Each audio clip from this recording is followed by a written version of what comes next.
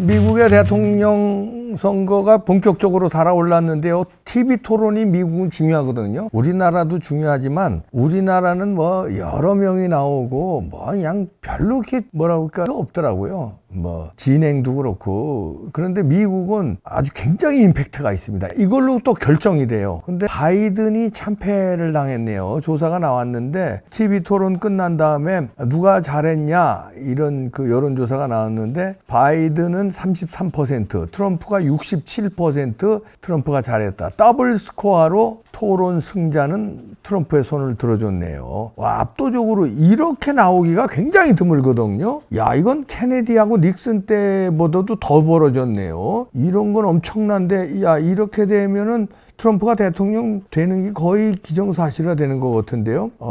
여론조사는요, 우리나라 조작 여론조사하고 달라요. 굉장히 과학적으로 공정하게 합니다. 우리나라는 김어준 같은 놈이 여론조사하고 막 그냥 모집단 지들 편하게 막 전화 잘 받는데, 지들 잘 받는 데 있을 거 아니에요. 그런 데로 막 돌리고 그래서 들쭉날쭉 하잖아요. 어떤 여론조사하고 같은 날 나왔는데 이게 뭐 개판이잖아요. 미국은 같은 날 나온 거는 거의 비슷해요. 차이 나봐야 1, 2%. 그러니까 그만큼 공정하다는 거죠. 그렇게 더블 스코어로 나왔다는 거는 이미 게임 끝났다고 그러는데, 뉴욕 타임즈도요. 뉴욕 타임즈는 우리로 말하면 뭐 진보 매체죠. 좌파 매체인데, 그래서 뉴욕 타임즈는 트럼프를 되게 싫어합니다.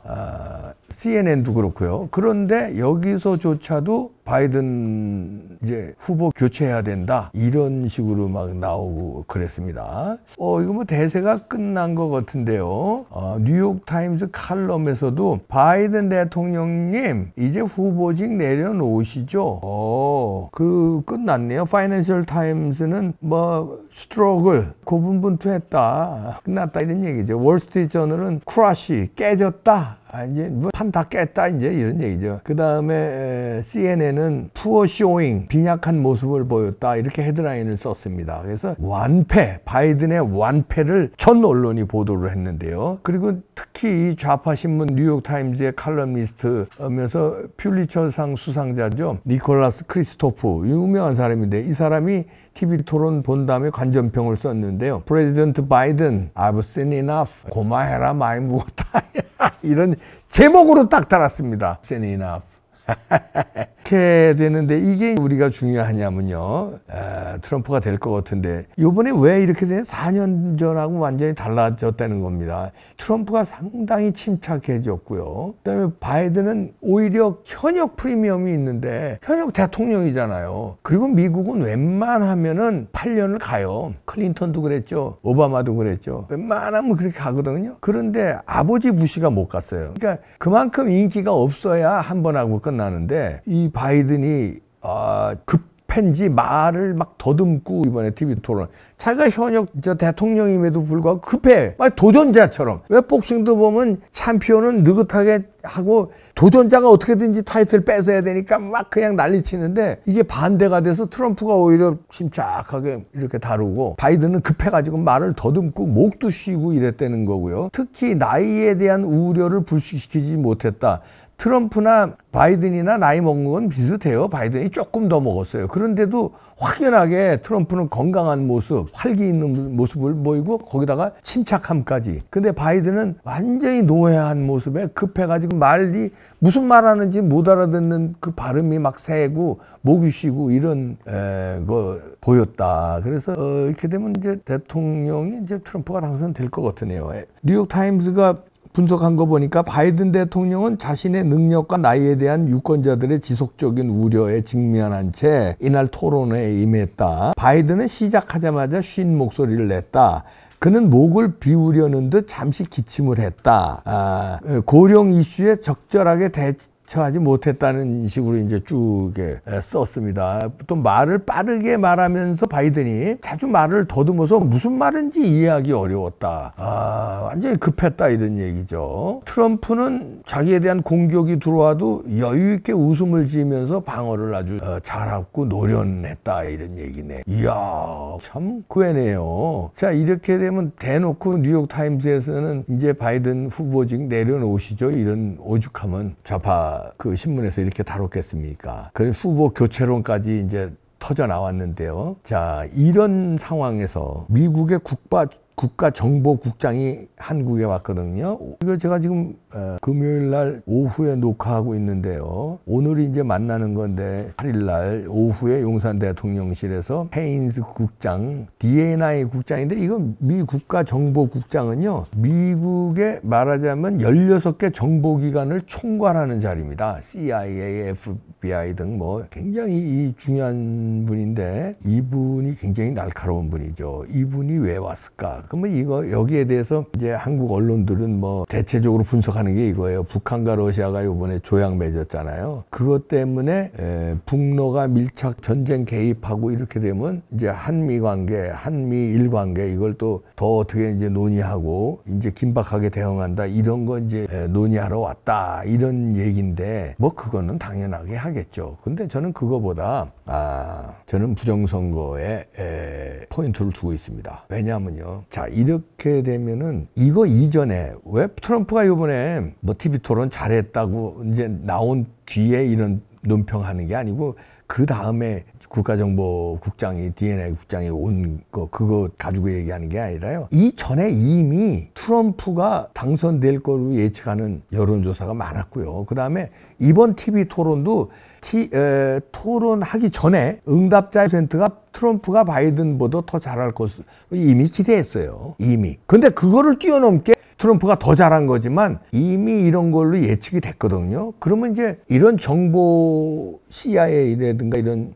국가정보국은요. 이게 미리 예측을 합니다. 지난 다음에 분석하는 건 평론가들 다 분석하죠. 이 CIA라든가 DNI 국장, 미국의 정보국을 총괄하는 자리예요. 16개 정보기관을 총괄하는 자리예요. 그럼 각종 정보를 트럼프가 이게 되겠네 고 판단이 나온 거예요. 그러면 이거에 대비해서 미국은 국가 전략을 미리 세웁니다. 한국하고 달라요. 한국은 당선된 다음에 뭡니까 인수위를 열어서 난리 치잖아요. 미국은 민주당이 되든 공화당이 되든 외교 정책은 1인치 차이라는 말이 있어요. 그러니까 누가 대통령이 되든 외교 정책은 크게 차이 없는데 우리나라처럼 확확 바뀌고 이러지 않아요. 그런데 미리미리 대처한다. 그 조금 차이도 자 트럼프가 되는 것 같다. 그럼 트럼프가 됐을 때 어떻게 해야 되느냐를 아젠다를 놓고 미리 정보 분석을 하고 예측을 하는 게 미국의 정보국의 기관이에요. 근데 여기 총괄하는 사람이 왔다는 건 뭐냐면 트럼프가 된다고 예상하고 지금 거의 맞아 떨어졌지만 예상하고 자 북미 관계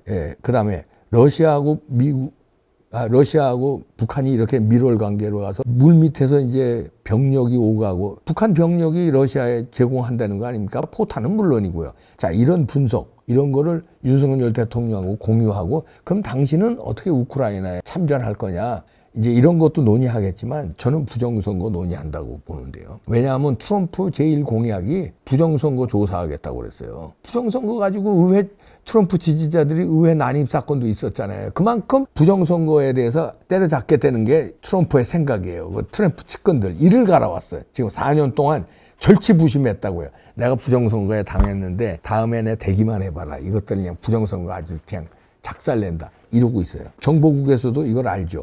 당연히 알죠. 이건 우리들도 아는데. 그러면은 한국의 부정선거가 이거 터진 거 더 잘 알아요. 미국 정보기관이. 그러면은 자 트럼프가 됐을 때 부정선거 터뜨릴 텐데 한국에서는 대통령 선거 11월인데 미국이요. 그 전에 한국에서 어떻게 부정선거를 다루냐. 윤석열 대통령은 어떤 입장을 가지고 있나. 벌써 여당 대표 되겠다는 사람 4명 중에 3명이 부정선거를 들고 나왔어요. 그리고 최고위원 김민전 의원 당선된 거나 마찬가지예요. 여성 최고위원. 김민전 의원 수사 들고 나왔죠.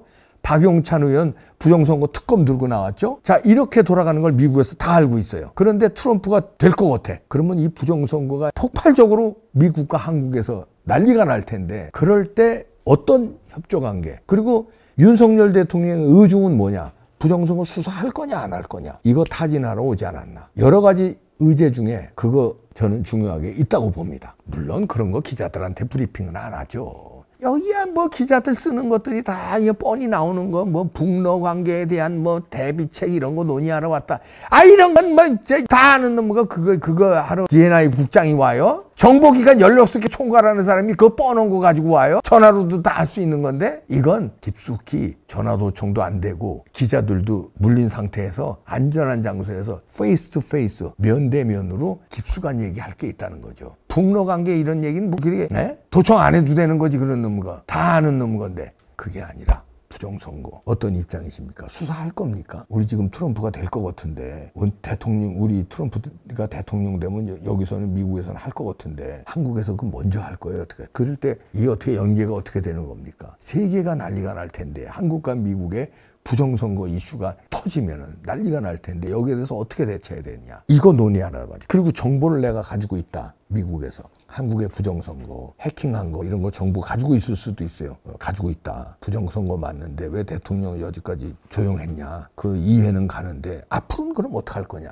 뭐 이런 거 논의하지 않겠습니까? 우리는 하여튼 트럼프의 그 단점도 있습니다. 여러 가지 단점은 제가 설명 안 해도 아시죠? 그런 단점이 있음에도 불구하고 부정선거를 밝히는 입장에서 보면은 트럼프의 미국 대통령 당선은 우리에겐 고무적이다. 뭐 방위비 올릴 것이다. 뭐 이런 거 뭐 불리한 점도 있지만요. 방위비 돈 조금 더 주고 올리는 거 크게 중요하지 않아요. 부정선거 밝히는 게 더 중요하고요. 한미 관계 더 돈독해지는 게 더 중요하고요. 북러에 맞서서 우리가 핵무장하는 게 더 중요해요. 방위비 몇 푼 더 주는 게 중요한 게 아니라 핵을 우리가 개발하겠다는 승인을 트럼프한테 받아내면 그거 이상 어디 우리가 핵무장 하겠다. 니네 조용히 있어라. 트럼프는 오케이 아메리칸 포스트 니네 마음대로 해. 이거 사이까지만 우리가 그럼 안전 보장해 줄게. 이거 합의 이뤄내면 끝내주는 거예요. 우리가 핵무장하고 그 사이까지만 미국이 딱 버텨주고 부정선거 밝히고 이것만 해주면 우린 트럼프 고맙다 이런 얘기. 다른 거 여러 가지 뭐 기업 문제 지네 아메리칸 포스트로 여러 가지 불이익도 좀 있겠죠. 그러나 큰 거를 작은 건 좀 내주고 이랬지 통째로 다 먹으려고 하면 국제관계가 됩니까? 그건 얌체지. 큰 거가 뭐냐 이거지. 우리 핵 가지고 부정선거 밝히고 민주주의 화끈하고 한미관계 돈독하게 하고 이거 아닙니까? 좋은 신호가 국내 국외에서 터지기 시작합니다. 물꼬가 한번 터지면요 역사는 한 방에 베를린 장벽 한 방에 무너뜨리고 한 방에 강력했던 소련이 그냥 뭐 우죽순처럼 조그만 나라들 다 떨어져 나가고 이러잖아요. 한도 중국이 시진핑이가 평생 독재로 가고 한 방에 푸틴이 평생 독재로 막 이러잖아요. 자 부정선거 한 방에 또 핵무장 같은 거 한 방에 어떻게 될지 모릅니다. 지켜보시죠.